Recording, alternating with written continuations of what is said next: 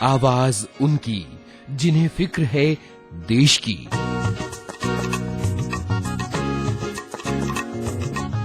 आवाज उनकी जिन्हें फिक्र है देश की। आमिर, एक बार फिर से इस प्रोग्राम में बहुत बहुत स्वागत है। आकाशवाणी के विविध भारती के और एफएम के नेटवर्क पर आप अपने श्रोताओं तक पहुंच रहे हैं। बहुत बहुत शुक्रिया यूनुस जी, बहुत बहुत शुक्रिया, thank you so much. Aamir, ये जो एपिसोड था पुलिस रिफॉर्म्स को लेकर, इस पर तरह तरह के रिएक्शंस हैं जिनमें पुलिस ऑफिसर्स भी शामिल हैं, हाँ, पुलिस की अच्छा, फैमिली के लोग हैं जिन्होंने अपने अर्निंग मेंबर के बारे में उनकी जिंदगी के बारे में अपने मन की बातें कही हैं। मुझे बड़ी खुशी है, मैं सुनना चाहूंगा क्या कहा सब लोगों ने। दूसरी तरफ एक वर्ग ऐसा भी है जिसे पुलिस से थोड़ी सी प्रॉब्लम्स हैं, जिन्हें पुलिस ने सताया है। तो कुल मिलाकर एक वाइड स्पेक्ट्रम है रिएक्शंस का जो हमारे पास आया है। जी। तो चले हम अपने पहले कॉलर के पास। हाँ, मेरे पहले कॉल से पहले अलग अलग लोगों की बातें। हाँ, पहले ये वो लोग हैं जिन्हें देश की फिक्र है। जी।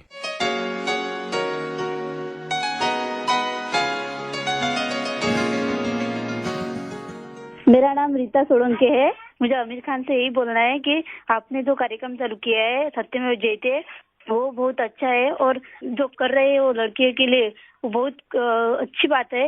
उसके लिए अगर हमारी कभी जरूरत पड़े तो आप हमें कभी भी बोल सकते हैं। मैं महेश बोल रहा हूँ राजस्थान से।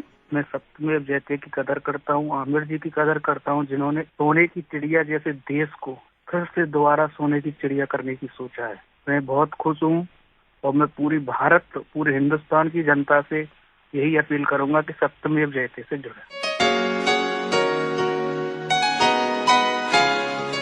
मैं ललिता चौहान इंदौर से बोल रही हूँ। ऐसी पुलिस होनी चाहिए जिसमें सर एक बच्चा भी जाके शिकायत कर सकता है अगर उसे कोई प्रॉब्लम है।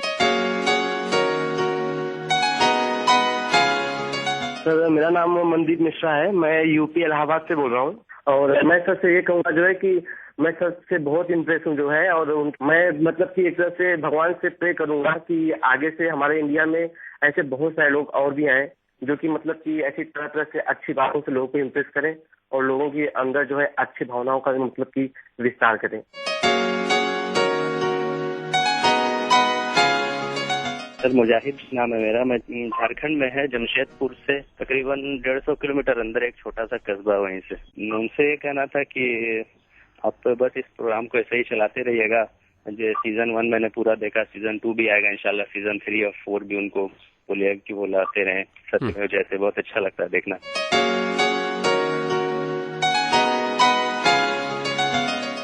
सभी सुनने वालों का शुक्रिया अदा करना चाहूंगा, और जिस तरह से लोग सपोर्ट दे रहे हैं मुझे बेहद इससे ताकत मिलती है। जो हम काम कर रहे हैं उसको हम और आगे ले जाएं, और मुझे बेहद खुशी होती है कि लोग इतनी तादाद में जुड़ रहे हैं। और मतलब ये एक बदलाव की जो हम कोशिश कर रहे हैं जी, ये उसकी शुरुआत है। और ये बदलाव मुझसे आपसे नहीं आएगा, ये हम सबसे आएगा। हर इंसान जब इसके साथ जुड़ेगा तभी हिंदुस्तान बदलेगा। और मुझे बेहद खुशी है कि लोग जुड़ रहे हैं और उनको ये शो पसंद आ रहा है, और मुझे और मेरे पूरे टीम की तरफ से मैं शुक्रिया अदा करना चाहूंगा। हमें बड़ी ताकत मिलती है इससे, लोगों के तारीफ से, लोगों के सपोर्ट से हमें बहुत ताकत मिलती है। ढूंढता है मन मेरा यार वो साथी सखा, मुझे बिन कहे जो ये बोल दे, तुझे फिक्र क्या मैं हूँ खड़ा। हो ढूंढता है मन मेरा।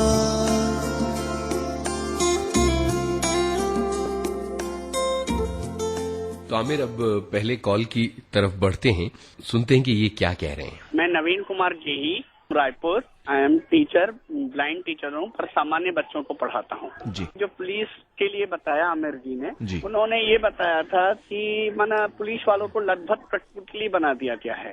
सेवा करना चाहते हैं परंतु उनको नचाया जाता है। कि जो आमिर जी ने शनिवार को आपके साथ बात की थी, संघर्ष सेवा वो दोनों करते हैं, लेकिन सेवा में उनको बाधित किया जाता है। जैसे हम लोग टीचर पढ़ाते हैं बच्चों को, तो हम लोग बहुत संघर्ष भी करते हैं। मैं तो ज्यादा संघर्ष करता हूँ। मेरी कविता भी है, जीवन है संघर्ष, उससे लड़ना पड़ेगा, है मुश्किलें उनसे गुजरना पड़ेगा। तो उन पुलिस वालों को सबसे पहले तो हमें जो सुप्रीम कोर्ट का आदेश है वो लागू करना बहुत जरूरी है, तभी पुलिस एक सार्थक और हमारा दोस्त बन सकती है। और दूसरी बात ये है कि हमें भी बदलना होगा, क्योंकि जनता अगर जब तक नहीं बदलेगी तब तक हम अपने देश को नहीं कर पाएंगे। अपराधों की रिपोर्ट पुलिस तक पहुंचती हैं, सार्थक कदम भी होते हैं सर, लेकिन कहीं कहीं पुलिस को मजबूर किया जाता है सर। जैसे कि 200 रुपए वाला केस आया था, उस बेचारे को 11 महीने की सजा हो गई, निर्दोष गरीब को। तो वो हमारे कानून में हम जैसे सर पाश्चात्य सभ्यता से कॉस्मेटिक, परफ्यूम, कोल्ड ड्रिंक आदि चीजों को अपनाते हैं, लेकिन हम उनकी सभ्यता के कानून और नियम को नहीं अपनाते हैं, क्योंकि उन्होंने कितना विकसित किया है अपने देश को। अगर हमारे अपने देश को विकसित करना है तो हमें कॉस्मेटिक, परफ्यूम इनको अपनाने के साथ साथ हमें उनके नियमों को भी समझना होगा, तभी हम अपने देश को विकासशील से विकसित राष्ट्र बना सकते हैं। मैं ये आमिर जी से कहना चाहता हूँ, उन्होंने जो ये किया है बहुत अच्छा कदम है और दिखा रहे हैं कि पुलिस वाले को, माना जैसे हम आज तक लोग समझते थे कि सारे में वही खराब होते हैं, हाँ कहीं हद तक थोड़ा बहुत है, पर उन्होंने सच्चाई दिखाई है। 92% हवलदार हैं, उनकी पोस्ट प्रमोशन 40 साल तक नहीं हो पाता है। माना ये क्या, ये कोई तरीका है नौकरी का? बहुत गलत तरीका, इसको बदलना होगा। आमिर जी ने जो किया है एक सार्थक कदम है और उसमें मैंने सपोर्ट भी किया है उनका, और चाहता हूं कि उनका कदम सार्थक हो, और उनके साथ मैं तो हुई और सारा देश भी रहेगा और हम उनके साथ हैं। नवीन जी, बहुत बहुत शुक्रिया आपके फोन कॉल का, आपके सपोर्ट का, आपके समर्थन का। बिल्कुल सही कहा आपने। और ये जो 92% जो हमारे कांस्टेबल्स हैं पुलिस सेवा में, वो जैसे हमारे पुलिस अफसरों ने कहा कि उनका जीवन बड़ा नारकीय है और उनसे हम क्या उम्मीद रख सकते हैं। तो ये सब बदलना बहुत जरूरी है। और प्रकाश सिंह जी के जो केस में सुप्रीम कोर्ट ने जो ऑर्डर दिया है, वो ऑर्डर हर राज्य सरकार को पालन करना चाहिए, सही तरीके से, पूरी नियत के साथ और ईमानदारी से। जैसे प्रकाश सिंह जी ने बताया, वो कागजों पर वो थोड़ा कह देते हैं कि हम इसको कर रहे हैं, लेकिन वो वाकई असली तौर पे उन्होंने नहीं पालन किया है ज्यादातर राज्यों ने। तो अभी इलेक्शन भी आ रहे हैं, हमें अपनी अलग अलग पॉलिटिकल पार्टीज हैं, कुछ नेशनल पार्टीज हैं, कुछ स्टेट रीजनल पार्टीज हैं, और जब वो वोट आपसे मांगने आते हैं, जब आप वो प्रचार करने आते हैं, आप उनसे पूछिए कि भैया जिस राज्य में आपकी सरकार है, तो उन राज्यों में क्या आप लाएंगे पुलिस रिफॉर्म्स सही मानों में, जैसा सुप्रीम कोर्ट ने कहा है वैसा आप करेंगे? तो ये जब हम सवाल उनसे पूछेंगे तब उनको भी एहसास होगा कि हमें ये चीजें करनी है। एक डेमोक्रेसी में जब चीजें गलत होती हैं तब लोगों को ही मांग करनी पड़ती है जी, और तभी चीजें बदलती हैं, ये मेरा मानना है। यकीनन ये सारी चीजें करना बहुत जरूरी है। जितने हमें मिस्ड कॉल्स आ रहे हैं, मैं लोगों से कहूंगा कि वो और भी मिस्ड कॉल्स दें। जो हमने नंबर दिया था पुलिस रिफॉर्म्स के एपिसोड का, मुझे याद है 1800-103-2302 जी, ये नंबर था। और जितना समर्थन लोग भेजेंगे, जो ऑलरेडी भेज चुके हैं, वो हम सारा का सारा समर्थन हम हर राज्य सरकार को लिखकर उनको भेजेंगे कि भाई इतने लोग चाहते हैं देश भर में कि पुलिस रिफॉर्म्स आए और हम सबको एक फ्रेंडली पुलिस मिले। आमिर, फ्रेंडली पुलिस की बात आपने की है, तो ये जो हमारे नेक्स्ट कॉलर हैं, कुछ इसी तरह की बात। मैं सूरत से बोल रहा हूँ, मेरा नाम जितेंद्र है। एक्चुअली क्या होता है कि पुलिस है ना, जो दो तरह की पुलिस है। पहले तो आम लोगों को अगर डेली संपर्क जो आने वाली पुलिस है वो है ट्रैफिक पुलिस, और बाकी जो पुलिस है वो तो मान लो कोई क्रिमिनल केसेस हो गया तो उससे पाला पड़ता है। ट्रैफिक पुलिस जो है कभी भी कोई भी पॉइंट पे संपर्क पे आ जाते हैं, बराबर है जी। तो मेरा जो अनुभव है पुलिस के बारे में, अभी मैं बाइक लेके जा रहा था तो मेरे पास हेलमेट नहीं था, तो पुलिस ने मुझे रोका, तो मैंने जरा रिक्वेस्ट किया, हाँ जी सर मैं भूल गया हूँ। इंसान रुक अपना जो बोलते चलो कोई बात नहीं, दोबारा कोई गलती मत करना। लेकिन लोगों की मेंटालिटी क्या है, वो 200-250 रुपए का फाइन का वो रसीद बना देते पुलिस वाले। तो हम क्या करते सर, चलो 50 रुपये 100 रुपये में बता दो ना, मतलब हम ही उकसाते पुलिस को भ्रष्टाचार के वो बारे में। और हम ये नहीं सोचते कि मान लो अगर जो भी फाइन बनाए हैं, अगर वो पैसा फाइन का भर देते हैं तो हमारे देश के अकाउंट में ही जाएगा। लेकिन हम क्या करते हैं, पुलिस को रिश्वत देने की बात करते हैं। तो बहुत सारे लोग क्या होता है कि यही सोच की वजह से पुलिस को ही बदनाम करते हैं। मेरे साथ जो दोबारा जो दूसरा हादसा हुआ था, क्या हुआ, मेरा पर्स घर पे भूल गया था और मुझे पुलिस ने पकड़ लिया। तो मैंने रिक्वेस्ट किया सर कि ऐसा ऐसा है, आप मुझे पूरा चेक कर लीजिए, मेरे कोई भी जेब में पैसा है ही नहीं, तो जो भी फाइन बनता है मैं भर दूंगा, आप मेरी बाइक रख लीजिए। तो लेके आता हूँ, वो फाइन भर के लेके जाता हूँ। तो पुलिस को मेरी बात सच लगी, तो उस वक्त भी उन्होंने क्या कि इंसानियत दिखाई, बोले चलो जाओ दोबारा ऐसी गलती मत कर रहे हैं, ऐसे बोल के मुझे जाने दिया सर। तो जो लोग सोचते कि पुलिस खराब है, मैं नहीं मानता हूँ कि पुलिस खराब है सर। वो भी एक इंसान है, वो भी इंसानियत का रुख अपनाती है, लेकिन शर्त यही है कि हम उसके साथ कैसा बिहेव करते हैं। जितेंद्र जी, आप सही कह रहे हैं। हम सब इंसान ही हैं और हम सबसे गलतियां भी होती हैं, और जरूरी ये है कि हम जब गलतियां करें उसको माने और जो भी उसका दंड है वो हम भरें। हम करप्शन में या भ्रष्टाचार में हम शामिल ना हो। बिल्कुल, लोग शॉर्टकट्स निकालने लगते हैं। शॉर्टकट्स निकालते हैं।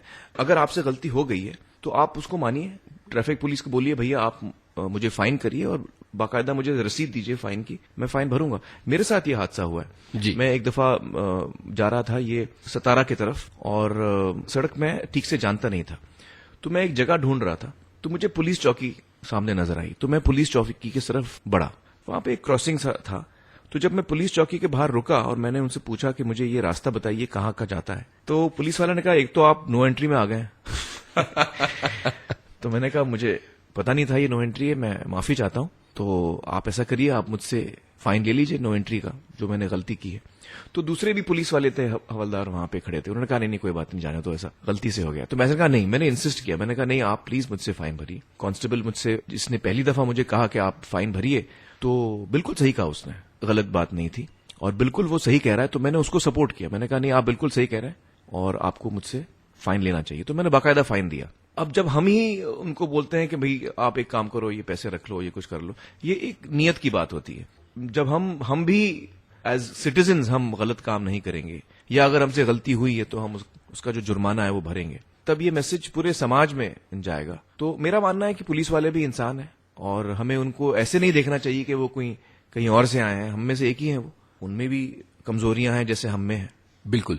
सोलापुर के हमारे एक श्रोता हैं जो पुलिस से जुड़ी अपनी अच्छी यादें, अच्छे अनुभव हमारे साथ बांट रहे हैं। जी हाँ सर, मैं सोलापुर से महबूब नदाब बोल रहा हूँ, बेकरी वाला जी। सर हमको पुलिस के बारे में बोलने का था सर। हम हमारे लिए वो कामटे साहब जो थे ना सर, अशोक कामटे जो शहीद हुए, वो सोलापुर में सर कमिश्नर बोल के आए थे, बहुत अच्छे थे साहब वो। हाँ सर, उनके लिए हमारे लिए बहुत, और जब उनकी श्रद्धांजलि आती है बरस में एक बार, तो हम सर पर के खुद उनके लिए बाल कुर्बान करते हैं सर जी। हाँ, उनकी घटना में हम समक्ष थे सर। हमारे यहाँ जब उनका दंगा हो गया था सोलापुर में, जब वो खुद ने क्या समक्ष थे सर, हमको खुद वो कोऑपरेटिव करते थे। अब जब कर्फ्यू लगा तो हमारी बेकरी कर्फ्यू में चालू था, तो वो लोग खुद ठहरते थे, तुम बिजनेस चालू रखो, किसी का आपको धोखा नहीं होगा, ऐसा करते थे। तो लोग बोलते थे नहीं क्या, हाथ भर के लोग अगर दुनिया में रहेंगे तो क्या जाति दंगल का सवाल ही नहीं आता था वो जी। तो वही बोलते थे। और हमारे यहाँ गणपति का जब भी उत्सव रहता है तो नहीं क्या, हमारे मुस्लिम होते हुए भी नहीं क्या, हमको नहीं क्या फेटा डाल के नहीं क्या लेजिम मीजिम खेलने लगाते हैं। मैं जब से बचपन से मेरे को समझता है, मैं गणपति में रहता है, जब पुलिस लोग नहीं क्या हमको देखेंगे तो वो खुद बोलते हैं हमको तिरंगा देखने के सर का लगता है, तुमको देखेंगे तो बोलते हैं पुलिस। तो अब हम उनके लिए शिकायत करने का सर का कुछ मौका ही नहीं है हमारे लिए। हाँ, बहुत अच्छे रहते, थोड़ा बहुत रहने वाला देखो सर, 19-20 इधर ना उधर थोड़ा रहने वाला, सब वैसे ही नहीं रहते। हमारे लिए तो नहीं क्या 1% सिर्फ डिपार्टमेंट थोड़ा बहुत फर्क है, लेकिन बाकी का सब जो है अपने को कोऑपरेटिव करते हैं सर। महबूब साहब, मुझे बड़ी खुशी है कि आपका अनुभव हमेशा अच्छा रहा है पुलिस के साथ, और आपने बिल्कुल सही कहा, कामटे साहब जो मुंबई पुलिस में थे बहुत ही कमाल के अफसर थे, बहुत ही अच्छे पुलिस अफसर थे। हम सबको बड़ा दुख हुआ जब उनका देहांत हुआ, और वो शहीद हुए हैं और हम सब उनको हमेशा याद रखेंगे। और मुझे खुशी है आपका अनुभव हमेशा अच्छा रहा है पुलिस के साथ, और ये बात भी बाहर आना बहुत जरूरी होती है। आवाज उनकी जिन्हें फिक्र है देश की।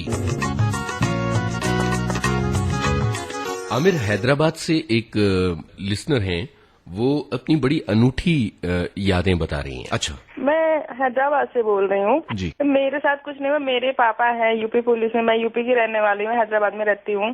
तो उनके साथ 2006 में एक दुर्घटना घटी थी, एक नेता की हत्या कर दी गई थी। फिर उसमें पब्लिक बहुत काफी इकट्ठा हो गई, तो ऐसे वो मतलब जो उनकी डेड बॉडी थी उस थाने की है, इस थाने की है, तो ऐसे फिर हमारे पापा 5 लोगों के साथ गए, पब्लिक के बीच फंस गए, पब्लिक वाले पुलिस वालों पे टूट पड़े, लगे पीटने सबको। तो फिर उसी में से कोई और अनदर पब्लिक वाले भी आए, तो वो लोग देखे, तो पापा को देखे तो बोले नहीं ये तो बहुत अच्छे हैं, तो उठा के वो लोग उन लोगों को, पुलिस वालों को हॉस्पिटल पहुंचाए। तो मैं यही कहना चाहती हूँ कि पुलिस वाले सभी मतलब सब लोग समझते हैं कि नहीं ये लोग अच्छे नहीं होते।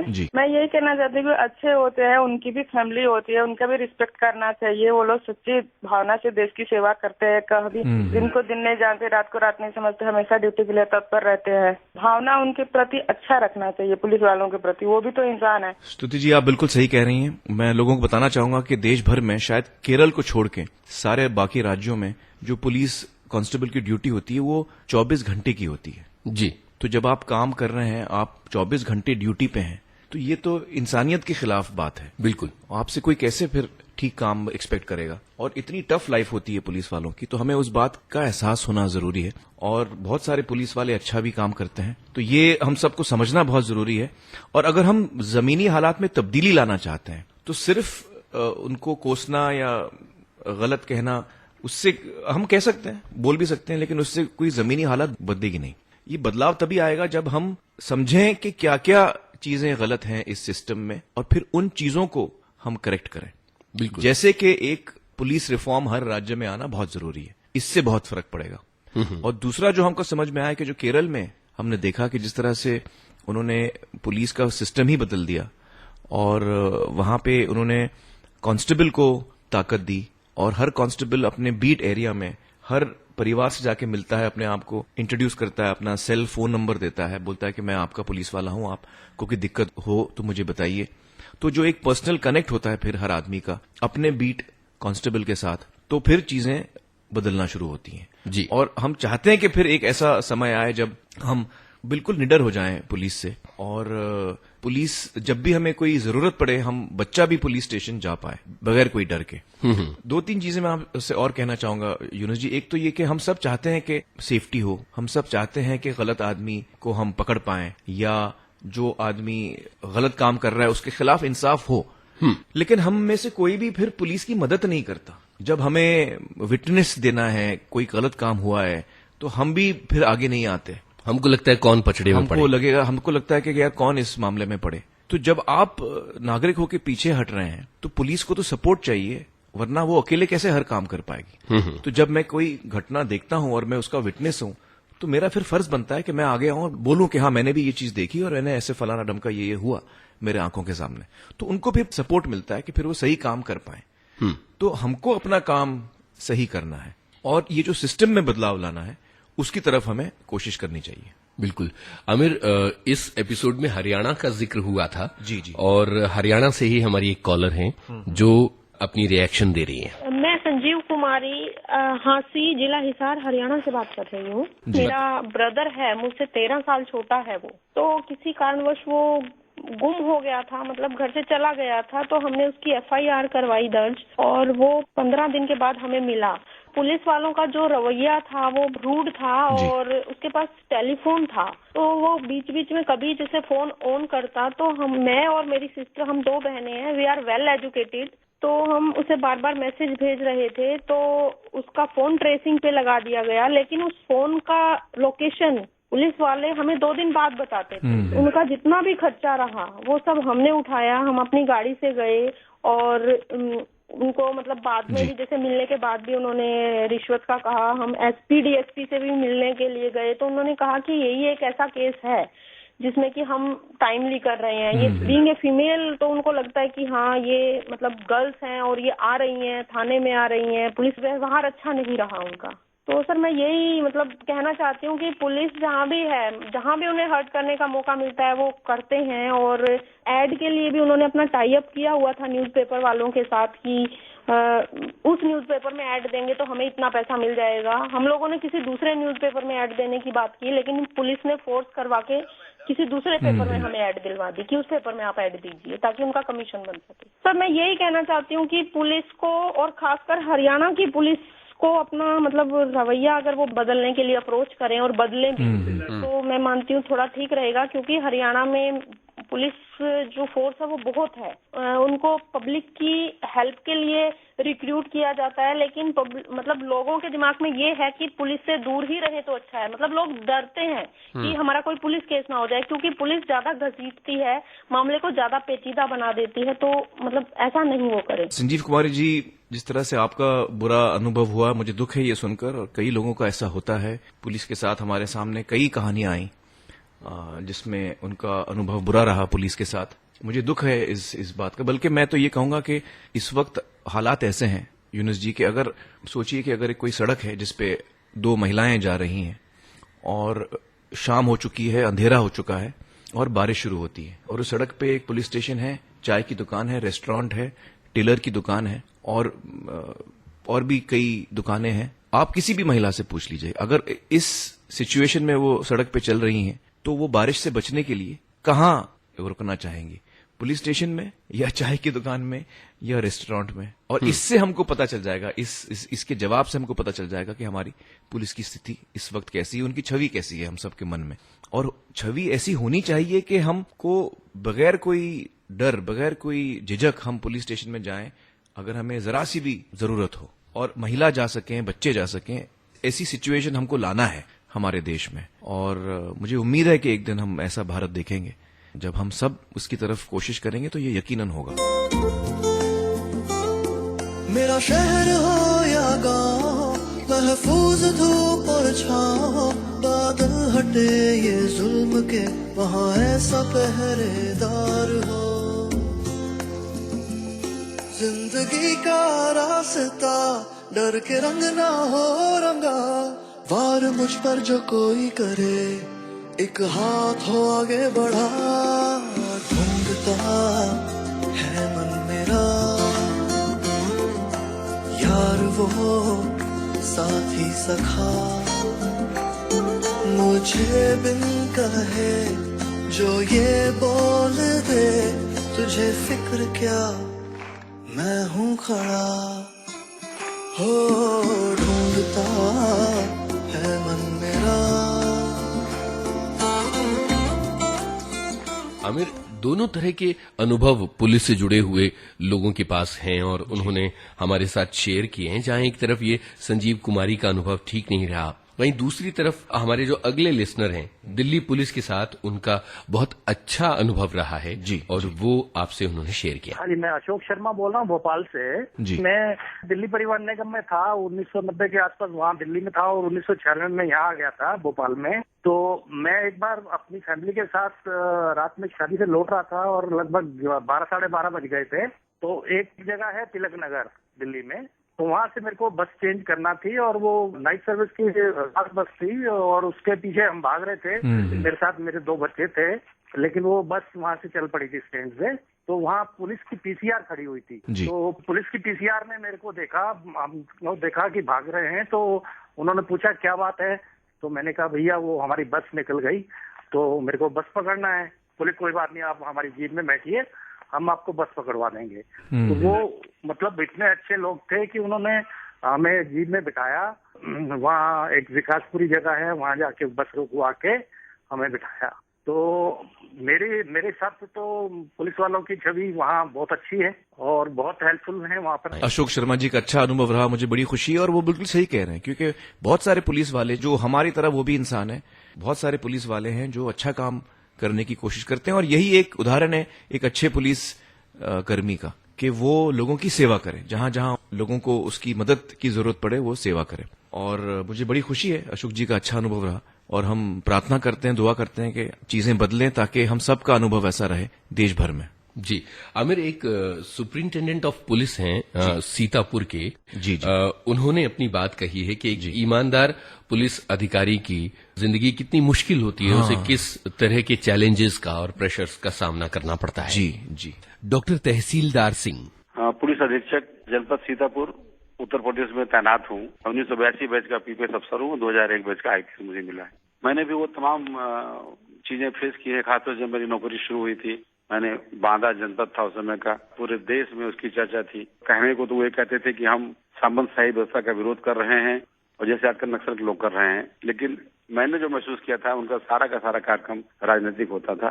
सामाजिक और ये सामंतशाही का विरोध का तो खाली चोला पहन के होते थे। एक विधायक जी उस समय थे, जीत करके वो आए थे जिस दिन। मैं अपना एक बहुत खास अनुभव बताऊं कि थाना करवी उस समय कोतवाली होती थी, उसमें एक बड़े गैंगस्टर सफेद को हम लोगों ने कई मुकदमों में गैंगस्टर एक्ट में बंद किया था। उसी दिन विधायक जी का इलेक्शन जीते थे, 15 जून शायद 16 जून ऐसा कुछ तारीख थी। वो जीत करके आए थे, उनका जुलूस निकला हुआ था। हम लोगों ने जब उसको अरेस्ट किया तो जुलूस लेकर के थाने पर आ गए और उन्होंने न केवल थाने पे बदअमली अशांति फैलाई, तोड़फोड़ की, व्यक्तिगत तौर पर हमको भी, हमारे कोतवाल को भी, सबको उन्होंने गाली गलौज और वो करना शुरू कर दिया। मुझे भी अंततोगत्वा कानून की रक्षा के लिए, अपनी रक्षा के लिए फिर विधायक जी को बल प्रयोग करके, उनके सारे कार्यकर्ताओं को बल प्रयोग करके मारपीट के भगाना पड़ा और बंद करना पड़ा। विधायक जी को मैंने जेल भेजा। उस समय तो बहुत तारीफ हुई मीडिया से लेकर, समाज से लेकर हर क्षेत्र में कि ये डाकू को पालने वाला विधायक था और अच्छा बंद हो गया, बहुत बढ़िया हो गया। लेकिन बाद में व्यक्तिगत तौर पर इतना उसको हमने झेला, सारी व्यवस्था से अलग होकर के जब हमें फिर साल भर बाद ट्रांसफर, तो मेरा उससे 2-3 महीने बाद ही हो गया था।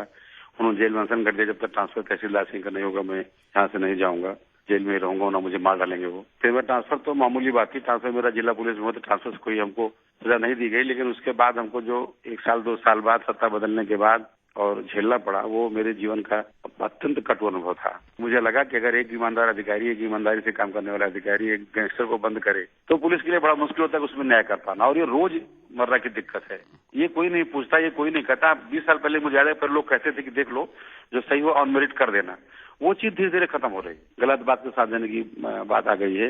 इस समय ये बहुत खतरनाक है पुलिस बल के लिए। बिल्कुल सही बता रहे हैं। देखिए, जो पॉलिटिकल इंटरफेरेंस होता है, जो लोग सत्ता में होते हैं, जो अपने पोजीशन का गलत इस्तेमाल करते हैं, ये उसी का नतीजा है। और इसीलिए प्रकाश सिंह जी ने जो PIL सुप्रीम कोर्ट में दर्ज की थी, वो इसी वजह से की थी कि पॉलिटिकल इंटरफेरेंस ना हो। जो लोग सत्ता में हैं वो पुलिस को ये ना बता पाए रोजमर्रा के काम में कि इसको छोड़िए, इसको पकड़िए, ये सब ना हो। ट्रांसफर्स और प्रमोशन उनके हाथ में ना हो। देखिए, हमने अपने जो प्रतिनिधि होते हैं, जो हमारे कैंडिडेट्स होते हैं, उनमें से हम एक चुनते हैं, हमको रिप्रेजेंट करते हैं, चाहे वो MLA हो, चाहे वो कॉर्पोरेटर हो, चाहे वो MP हो। और चूंकि हम उनको चुनते हैं तो उनकी जिम्मेदारी जरूर बनती है कि वो प्रशासन के हर काम में नजर रखें कि पुलिस अपना काम कैसे कर रही है। होम मिनिस्टर जो है वो पुलिस को बताएं कि भैया वो अपना काम कैसे करें, उनको एक डायरेक्शन दें, लेकिन रोजमर्रा के काम में इंटरफेयर ना करें और लोगों के प्रमोशंस में और ट्रांसफर्स में दखल अंदाजी न करें। तो उनकी नजर जरूर रहनी चाहिए, क्योंकि वो हमारे रिप्रेजेंटेटिव्स हैं, न सिर्फ पुलिस पर लेकिन हर डिपार्टमेंट में। एक तरह से उन्होंने एकदम पूरा कंट्रोल कर लिया है पुलिस फोर्स पर, वो ठीक नहीं है। और इसीलिए प्रकाश सिंह जी सुप्रीम कोर्ट गए, सुप्रीम कोर्ट का आदेश भी आ गया, लेकिन ताज्जुब की बात है कि अभी तक ज्यादातर राज्य सरकारों ने उस आदेश का पालन पूरी तरह से नहीं किया है।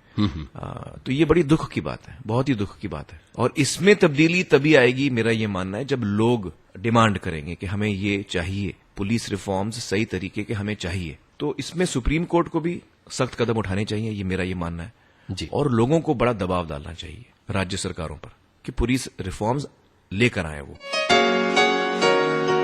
आवाज उनकी जिन्हें फिक्र है देश की।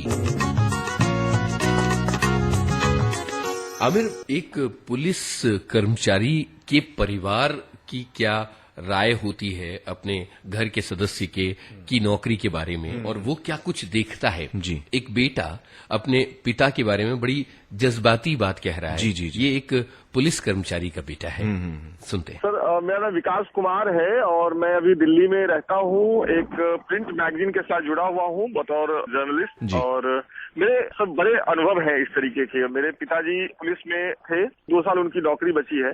सबसे पहले मैं अपना एक वो अनुभव शेयर करना चाहूंगा जिसकी वजह से मुझे पिटाई भी लगी है कई बार। अक्सर क्या होता था कि जब मैं 5वीं 6वीं में था तो उस समय 26 जनवरी और 15 अगस्त के परेड जब टीवी पे दिखाए जाते थे, तो मैं उस परेड को देखने के बाद अपने घर के आंगन में, मेरे दादाजी भी पुलिस में थे, उनकी वर्दी का जो टोपी होता था वो मैं पहन के परेड किया करता था। और ये देख के मेरे पिताजी झल्ला जाया करते थे और 1-2 बार उन्होंने लिटरली मुझे इसके लिए मारा। उसकी वजह मुझे बाद में समझ में आई। उनका ये मानना था कि अगर तुम शुरू से टोपी अपने सर पे लगा के रखोगे तो यही टोपी तुम्हें मिलेगी, और वो नहीं चाहते थे कि उनका लड़का पुलिस में भर्ती हो, इवन किसी भी पोस्ट पे भर्ती हो, और सिपाही के पोस्ट पे या कांस्टेबल के पोस्ट पे भर्ती हो, ये तो वो कतई नहीं चाहते थे। जिसको मैंने बाद में समझा इतना मार्मिक है उनके लिए, जिस नौकरी को करते हैं वो मुझे नहीं करने देना चाहते। एक दूसरा अनुभव है, जब मैं कॉलेज में था और मैं देखता था कि मेरे पिताजी पुलिस में हैं और वो चुनाव के समय, नेताओं की रैली के समय बिहार के दूसरे इलाकों में, भभुआ में, चतरा में, डाल्टनगंज, बहुत दूर दूर रैली में ड्यूटी करने जाते थे। और वो जो शाम को लौट के आते थे तो घर आते ही मम्मी से सब कहते थे कि बड़ी भूख लगी है, जल्दी से कुछ खाना बनाओ, खाना खाऊंगा। तो मुझे समझ नहीं आता था कि जो आदमी सुबह 5 बजे निकल गया वो शाम तक आके कह रहा है कि मैंने दिन भर कुछ खा नहीं पाया। तो इसके बारे में उन्होंने बताया और उनका जो बैग आता था उनके साथ, उसको मैं बड़ी बेसब्री से चेक करने लगता था। बच्चा था, मुझे लगता था कि वो कुछ लेकर के आए होंगे। तो उनके बैग से मुझे जो चीज निकलती थी वो एक पैकेट पोहा और बहुत सारा गुड़। इसके पिताजी बताते थे कि ये उनको उनके डिपार्टमेंट से मिला है नाश्ते के लिए, खाने के लिए, या जो कुछ समझा जाए। मतलब उस चीज को देख करके मुझे बड़ा अजीब महसूस होता था कि दिन भर कोई आदमी कुछ खा नहीं पाया, कुछ खाने की व्यवस्था नहीं, और शाम में उसको एक पैकेट पोहा और गुड़ दे करके भेज दिया गया। तो ऐसी तमाम यादें, अनुभवें रही हैं मेरी अपने पिताजी के साथ, उनको देखते हुए, उनके साथ बड़ा होते हुए, और भी बहुत सारी चीजें हैं। तो अभी पिछले संडे को जब मैं देख रहा था सत्यमेव जयते का वो शो, जो पुलिस व्यवस्था में या पुलिस किस मजबूरियों में काम करती है उस पर केंद्रित था, तो मैं सच बताऊं उस शो को देखते हुए मेरे ध्यान में वो सारी बातें कौन रही थी, वो सारी बातें आ रही थी जो मेरे पिताजी ने मुझसे कभी कहा था कि पुलिस लाइन में आओ, देखो हम लोग कैसे रहते हैं, देखो हमारे थानों में क्या हाल है, कैसे रहते हैं। वो सारी चीजें, और उनका गुस्सा भी, वो क्यों इतना नाराज रहते हैं अपने डिपार्टमेंट से, अपनी नौकरी से। अब मुझे ये भी समझ में आया इस शो को देखने के बाद कि जब वो खुद अपनी नौकरी से इतने नाराज हैं तो उनके पास जो आते होंगे लोग शिकायत लेकर, तो उसकी शिकायत वो कितनी गंभीरता से काम कर पाएंगे, क्योंकि वो अपनी नौकरी से ही खुश नहीं है, अपने काम से ही खुश नहीं है। और मैं आमिर खान साहब को क्या कहूँ, वो तो जाने ही जाते हैं इस बात के लिए कि वो जो भी करते हैं परफेक्ट करते हैं। लेकिन इस बार का जो शो है उन्होंने मुझे बहुत मैं कहूंगा कि मेरे लिए वो बहुत एक गिफ्ट है, क्योंकि मेरे पिताजी की एक शिकायत हमेशा रहती थी कि मीडिया कभी, मतलब पुलिस में जो ये चीजें फैली हैं, कैसी परिस्थितियों में काम करता है, इसको नहीं दिखाता। वो हमेशा ये दिखाता है कि पुलिस वाले का पेट निकला हुआ है, वो अपनी ड्यूटी ठीक से नहीं करता। तो ये मैं अभी छुट्टी पे जाने वाला हूँ तो डाउनलोड करके ले जाऊंगा और अपने पिताजी को दिखाऊंगा कि नहीं ऐसी बात नहीं है। देखिए, जो भारत के सबसे बड़े एक अभिनेता है, उन्होंने इस चीज को उठाया है। जबरदस्त अनुभव था इस शो को देखना, और उसके साथ पिछले 10-15 साल में जो अनुभव मेरा है मेरे पिताजी के साथ, उन सबको याद करना। बिल्कुल, मुझे बड़ी खुशी हुई विकास जी, आपने अपनी बातें हमें बताई और बहुत ही सही कहा आपने। जब हमने रिसर्च किया तो हमें पता लगा, शो के रिसर्च से पहले भी मैं रिसर्च कर चुका हूं पुलिस पर, क्योंकि मैंने एक फिल्म की थी सरफरोश, जिसमें मैं आईपीएस अफसर बना था। रिसर्च के दौरान भी जब मैं कांस्टेबल से मिलता था तो मुझे एक चीज हमेशा वो सभी कहते थे कि हमको जब भी मौका मिलता है हम या तो सोते हैं या खाते हैं, क्योंकि ये दोनों चीजें हमको करने को मिलती नहीं है। दिन भर हम भूखे रहते हैं, अगली दफा हम कब खा पाएंगे हमें पता ही नहीं होता, और अगली दफा हम कब सो पाएंगे, क्योंकि ड्यूटी हमारी चलती है कभी 36 घंटे, कभी 48 घंटे चलती है। हमको छुट्टी नहीं दी जाती कि आप घर जाएं, नहाएं, सोएं, खाना खाएं। तो ये सब चीजें हैं। और इसमें एक और चीज मैं कहना चाहूंगा कि जो स्टेट का बजट होता है, राज्य सरकार का जो बजट होता है, और राज्य सरकार तय करती है कि भैया ये जो बजट है इसका हम, ये जो पैसा है हम कहाँ कहाँ खर्च करें, कितना हिस्सा कहाँ खर्च करें। तो मेरा ये मानना है कि पुलिस में हमको ज्यादा खर्च करना चाहिए। पुलिस की व्यवस्था में उनको आर्थिक सपोर्ट उनको देना चाहिए हमें, ताकि हमारे पुलिस स्टेशन जो हैं वो सही तरह काम कर पाए। हमारे शो में हमको पता लगा कि वहां पर उनको पेट्रोल के पैसे कम पड़ते हैं, तो कैसे वो आपका काम करेंगे। अक्सर उनकी बिजली का बिल नहीं भर पाते वो, तो कैसे आपका काम करेंगे वो। तो उनका बजट इतना होना चाहिए हर पुलिस स्टेशन का कि वो पूरा काम कर पाए, ठीक से कर पाए, और उनकी सैलरी ठीक हो ताकि वो ईमानदारी से फिर अपना काम कर पाए। और ये सुविधा हम सबके लिए ही है, हर नागरिक के लिए ये सुविधा है। और जो सरकार जो पैसा तय करती है कितना कहां जाना है, इस विषय पर सोचना बहुत जरूरी है कि पुलिस डिपार्टमेंट के लिए कितना खर्च होना चाहिए, क्योंकि ये जो पैसा सरकार खर्च कर रही है वो हमारा ही पैसा है। बिल्कुल, हम सब का पैसा है, क्योंकि हम सब टैक्स भरते हैं। कुछ लोग हैं जिनका ये मानना है कि वो टैक्स नहीं भरते क्योंकि उनकी आमदनी इतनी नहीं है कि वो टैक्स नहीं भरते, तो शायद उनका पैसा ना हो। लेकिन ये गलतफहमी मैं दूर करना चाहूंगा। सुबह से लेकर रात तक जब आप सोते हैं, जब से आप जागते हैं और जब तक आप सोते हैं, जितनी चीजों का आप इस्तेमाल करते हैं, आप टूथब्रश करते हैं सुबह में, आप चाय पीते हैं, आप खाना खाते हैं, आप साइकिल पर जाते हैं, गरीब से गरीब इंसान टैक्स भरता है, क्योंकि हर चीज पर इनडायरेक्ट टैक्स जिसको हम बोलते हैं, हर चीज पर टैक्स होता है। आप पेंसिल खरीदते हैं उस पर टैक्स होता है, आप चीनी खरीदते हैं उस पर टैक्स होता है, आप चाय खरीदते हैं उस पर टैक्स होता है, आप साइकिल खरीदते हैं उस पर टैक्स होता है, आप सेल फोन खरीदते हैं उस पर टैक्स होता है, आप सेल फोन का बिल भरते हैं उस पर टैक्स होता है। तो हर चीज पर टैक्स होता है। तो ये जो पैसा इकट्ठा होता है वो 2/3 इस किस्म के टैक्स से इकट्ठा होता है जी, और 1/3 डायरेक्ट टैक्स से होता है, जो आपकी आमदनी पे लगता है। तो ज्यादातर पैसा जो सरकार के पास आता है वो हम सब का होता है, हर एक नागरिक का हिस्सा उसमें होता है। तो सरकार जब तय करती है कि ये पैसे का इस्तेमाल कैसे किया जाए, तो 2-3 चीजें हैं जिसपे हमें बहुत ध्यान देना चाहिए। एक तो पुलिस व्यवस्था, एक हमारी एजुकेशन सिस्टम। इन चीजों में हमें ज्यादा ध्यान देना चाहिए, आर्थिक स्तर पर भी। बिल्कुल।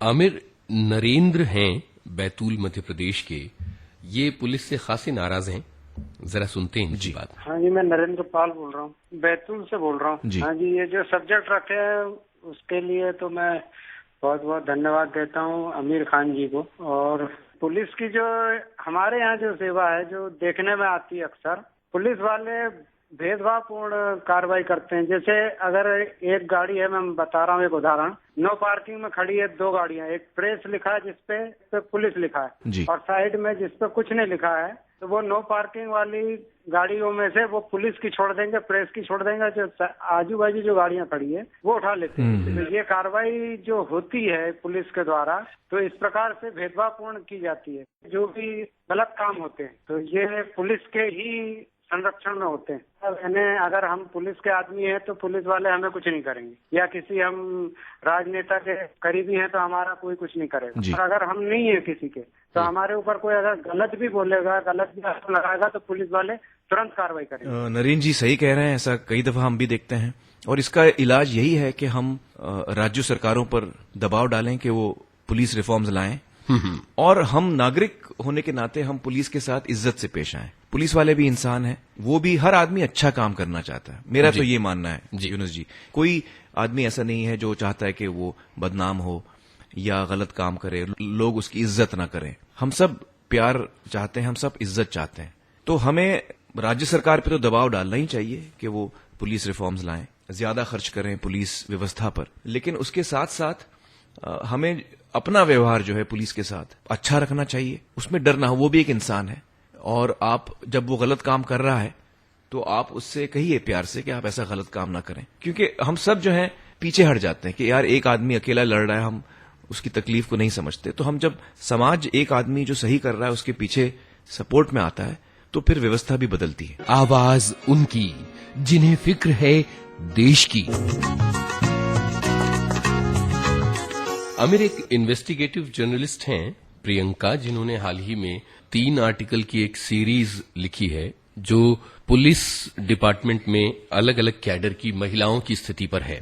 उन्होंने हमसे बात की है और अपने रिसर्च को हमारे साथ शेयर किया है। मेरा नाम प्रियंका दुबे है, मैं एक फ्रीलांस जर्नलिस्ट हूँ और अभी हाल ही में मैंने एक इन्वेस्टिगेटिव सीरीज करी रिपोर्ट्स की। वो 3 रिपोर्ट्स की सीरीज है जो इंडियन पुलिस वुमेन की कंडीशन को एक्सप्लोर करती है, अलग अलग आयाम, अलग अलग एस्पेक्ट्स में।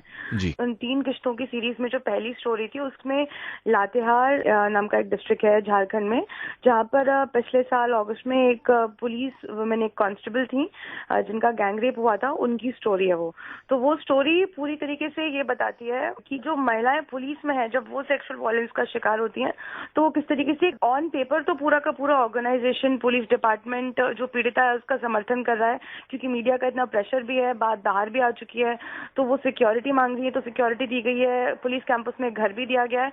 लेकिन एक जो मलाशियस कैंपेन है, जो उनका कैरेक्टर असैसिनेशन है, वो पूरी तरीके से मतलब उस पुलिस स्टेशन में चल रहा है। वहाँ के जो पुलिसकर्मी है, थाना इंचार्ज से लेकर जो असिस्टेंट सब इंस्पेक्टर, सबने ऑन रिकॉर्ड मुझसे मतलब कहा कि बहुत कुछ तो ठीक है लेकिन उसका कैरेक्टर ही शायद ऐसा है।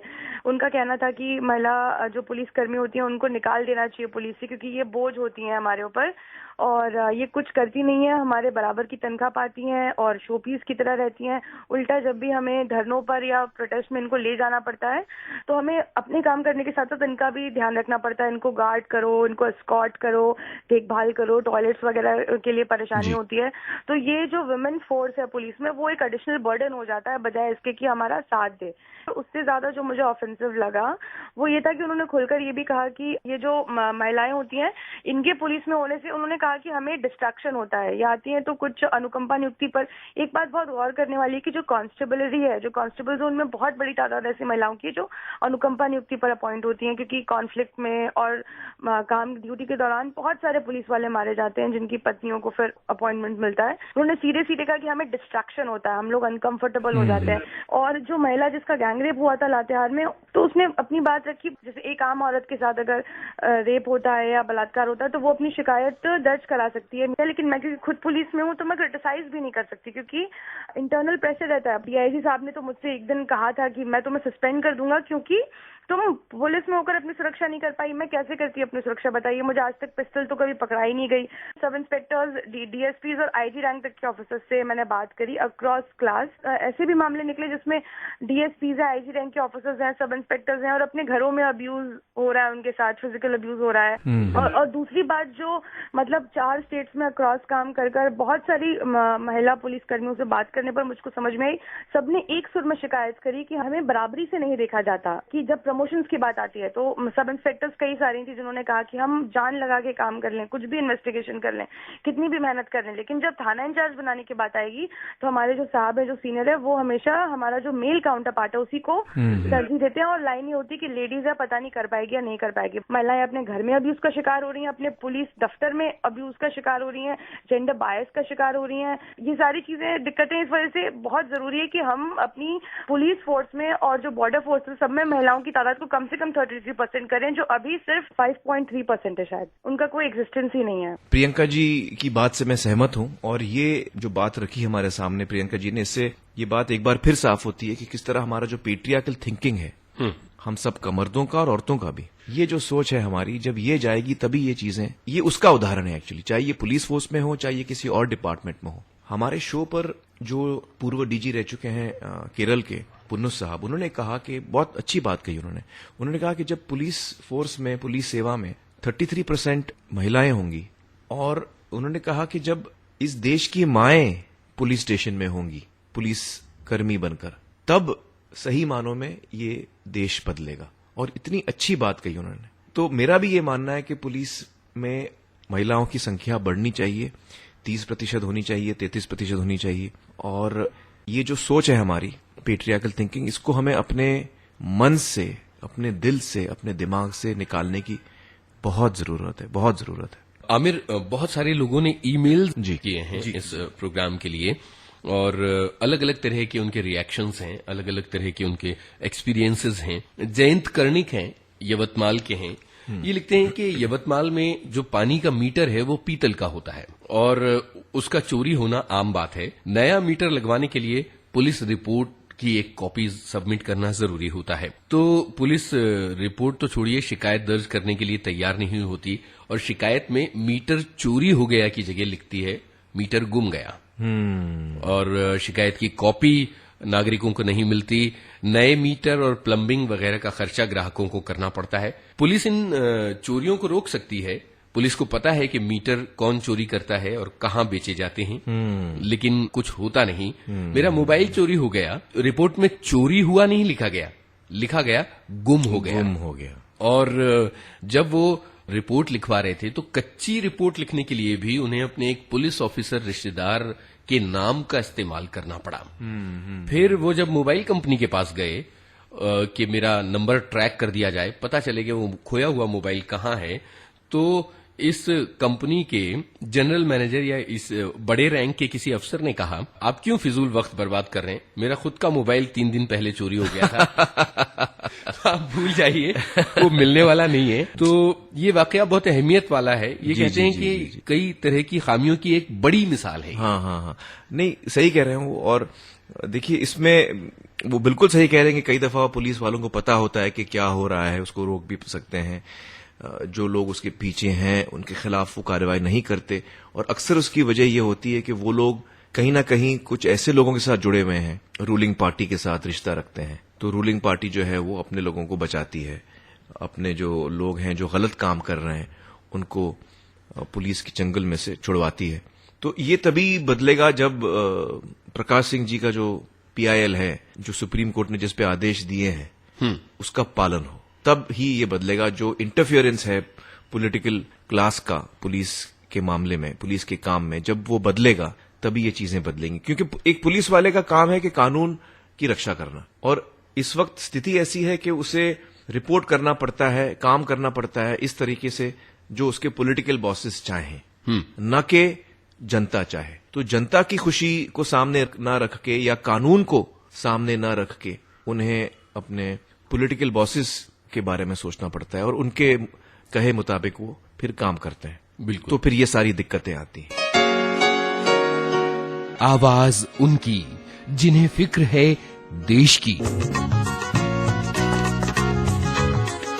आमिर विजय सुरलकर हैं, बुल्ढाना महाराष्ट्र से। इन्होंने मेल में लिखा है कि कुछ पुलिस वाले चंद रुपयों में बिक जाते हैं, लेकिन कई ऐसे पुलिस वाले हैं जो अपना फर्ज निभाते हैं। खामगांव शहर के जीएस कॉलेज के पास बस स्टॉप पर रात के करीब 11:15 बजे तकरीबन 35 साल की एक महिला बस का इंतजार कर रही थी और 2 हट्टे-कट्टे नौजवान उस महिला को छेड़ रहे थे। जी। एक उस महिला का सूटकेस और पर्स लेकर भाग गया। महिला लोगों से मदद करने को कह रही थी। तो ये जिन्होंने मेल लिखा है, इन्होंने उस महिला से पूछा कि मामला क्या है। वहां जो नौजवान खड़ा था, जो गुंडागर्दी कर रहा था, उसने इनको धमकी दी कि यहां से भाग जाओ वरना बहुत बुरा होगा। और दूसरे नौजवान ने उस महिला के जेवर खींचे और वो लोग सामान लेके भाग गए। जी। तब इन्होंने अपने जान पहचान के एक पुलिस वाले को फोन लगाया और कहा कि वो मदद के लिए आए।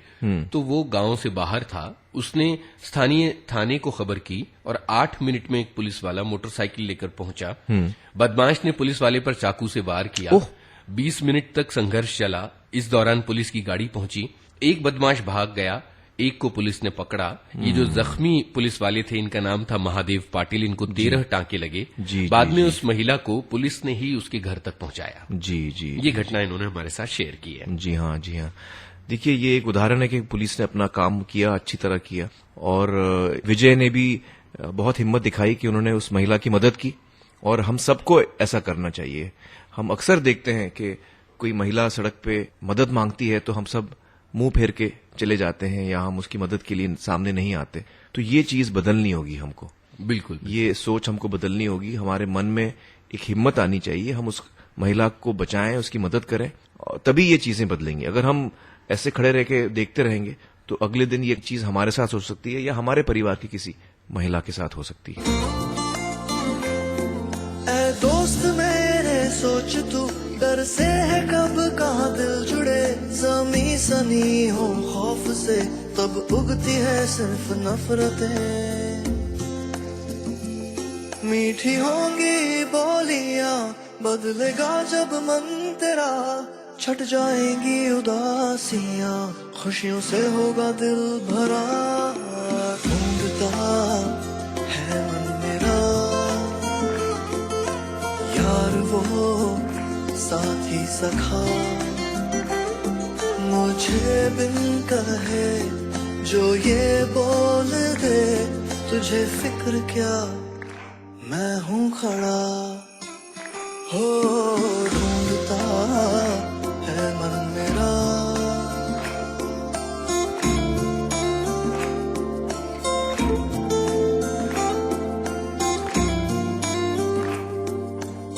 आमिर, लगातार आपके इस कार्यक्रम को देखने के बाद लोग विविध भारती के टेलीफोन नंबर पर कांटेक्ट करते हैं। जी। और इस विषय से जुड़ी हुई समस्याएं तो बताते हैं, इसके अलावा और तमाम समस्याएं हैं। कोई आर्थिक मदद मांग रहा है, किसी को और दूसरी तरह की समस्याएं, किसी की पारिवारिक समस्याएं, घर में उत्पीड़न कर रहा है, तंग कर रहे हैं, इस तरह की तमाम बातें। तो लोगों को ये लगता है कि आमिर खान से कहेंगे तो समस्याएं सुलझ जाएंगी।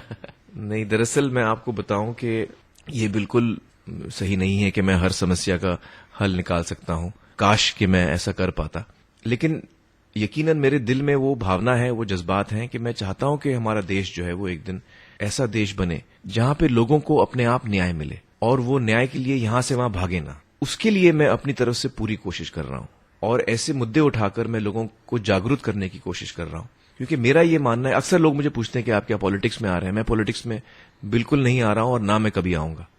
मैं अपने स्तर पर रहकर सोसाइटी में योगदान करना चाहता हूं, लोगों को जागरूक करना चाहता हूं, क्योंकि मेरा ये मानना है कि एक डेमोक्रेसी में, लोकशाही में, यही एक सही तरीका है। भले इसमें थोड़ा वक्त लगे, लेकिन यही एक सही तरीका है कि जब लोग जागरूक हों तभी चीजें बदलेंगी। आमिर, प्रोग्राम का ये जो आखिरी मकाम है ये थोड़ा सा ट्रिकी होता है। जब मैं आपसे कौन सा मकाम? आप कल क्या दिखाने वाले हैं और आप बच के निकल जाते हैं। कल मैं क्या दिखाने वाला हूँ? देखिए यूनुस जी, आप शादीशुदा हैं? बिल्कुल। आपके बच्चे हैं? जी। कितने बच्चे हैं आपके? एक बच्चा है। एक बच्चा है। क्या नाम है उसका?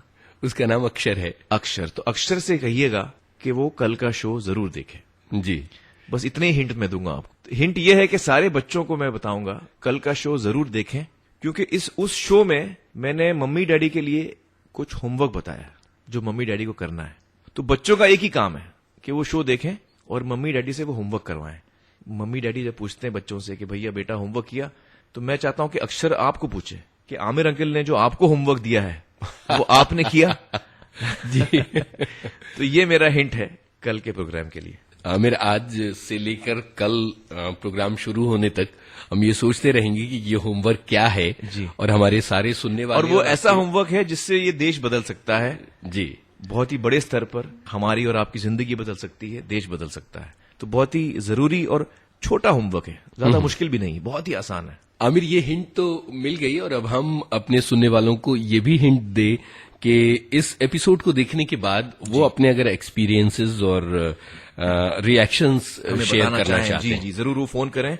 आप नंबर बताइए यूनुस जी। नंबर है, लाइन का नंबर क्या है? हमारा नंबर है 022-2869-2709। जी, आप जरूर इस नंबर पे फोन करें, अपने विचार हमें बताएं, अपने अनुभव हमें बताएं।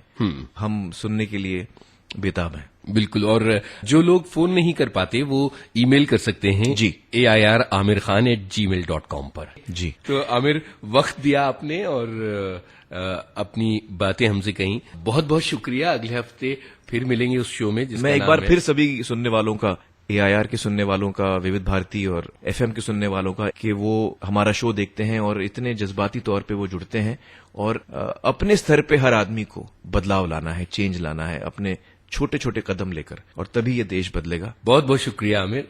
अगले हफ्ते फिर मिलेंगे। आवाज उनकी जिन्हें फिक्र है देश की, इस प्रोग्राम में इजाजत दीजिए यूनुस खान को।